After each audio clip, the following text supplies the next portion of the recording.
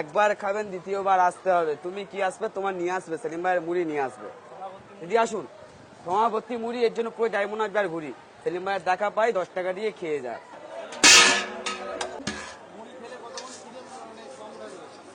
হয়তো একদিন ভাত না খেলেও চলে যাবে। হ্যাঁ একদম।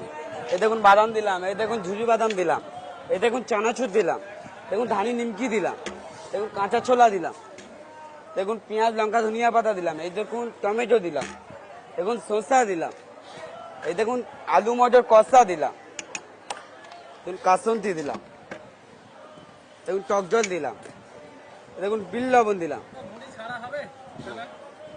এই দেখুন আমের আচার দিলাম।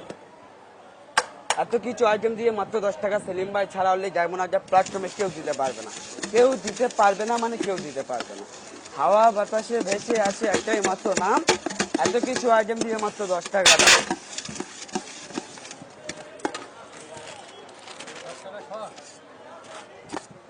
কি হয়েছে এবার বলে দিয়েছো?